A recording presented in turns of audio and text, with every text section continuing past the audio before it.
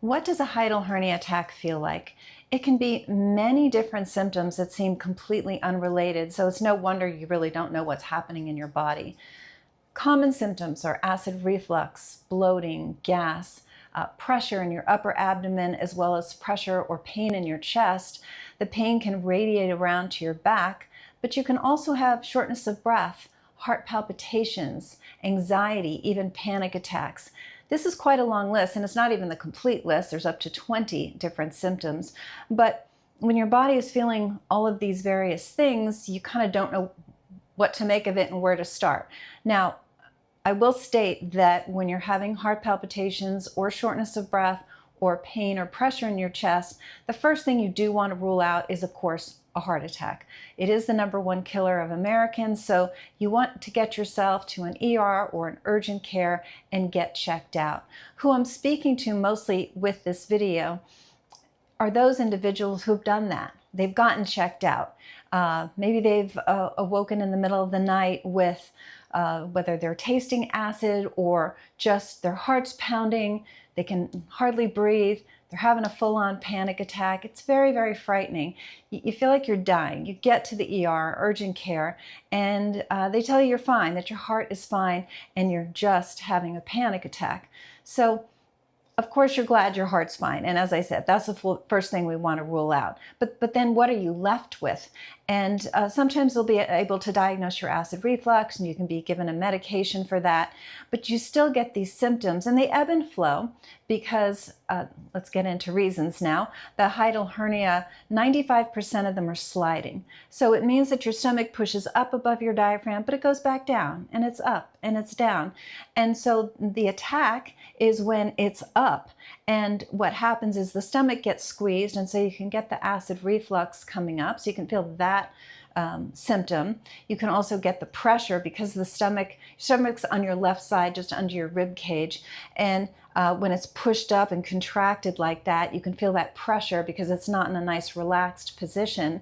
And then the shortness of breath comes from the fact that just right above your stomach is your diaphragm, your breathing muscle. And it should be floating up and down, day and night, of course, it never stops. But when the stomach is pushed up against it or pushed through it, the diaphragm will spasm and you're still breathing, but you're not breathing as effortlessly as you should. And you can feel short of breath, air hunger, people can call it.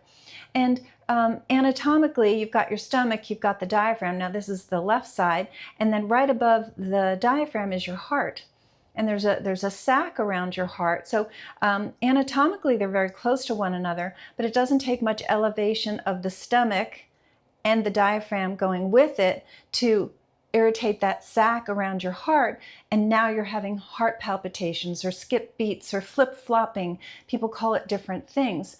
And so that's where that symptom is coming from. Now remember, we've ruled out heart disease. You don't have heart disease, but you're certainly having heart symptoms. We've ruled out lung disease, but you're certainly having shortness of breath. So that's where it gets very confusing.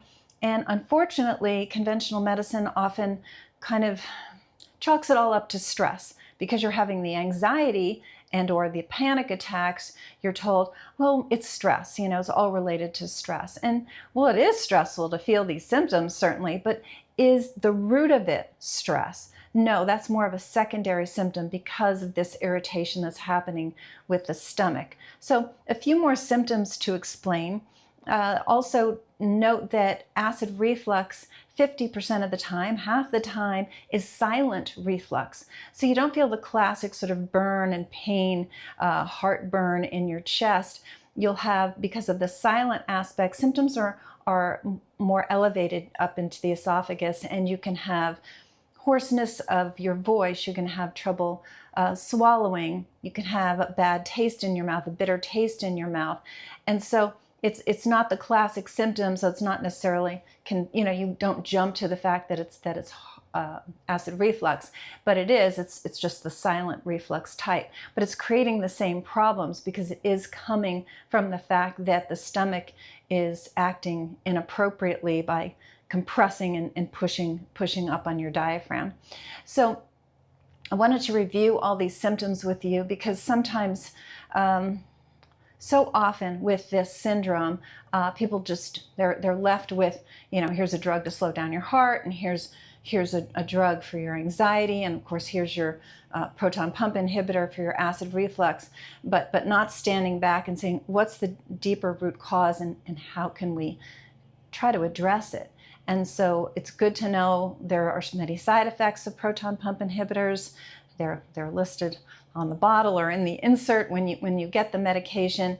And I review them quite a bit on this channel, but it's important to know what those are, because the stomach is not acting inappropriately by making acid. I want to explain that. So it is correct for your stomach to make acid. What's not correct is to have pressure placed upon the stomach that forces that acid up into your esophagus, forces the stomach up into the diaphragm. Both of them elevate, and now we're irritating the heart. It's that whole cascade of symptoms that's inappropriate.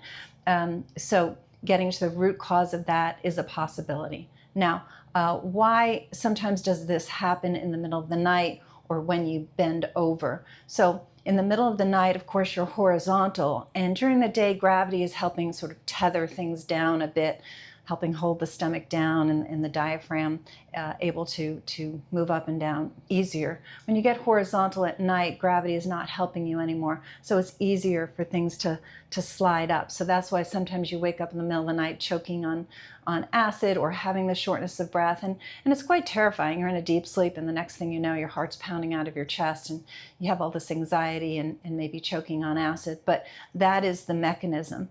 And then bending over. Sometimes people note that if they sort of fold themselves in half to bend over and pick something up off the floor, or even to tie their shoe, they'll say, oh, I can't do that. I've got to sort of bring my leg up to me. I can't bend in half because it'll start the pressure, it'll start the heart palpitations, it'll start the shortness of breath.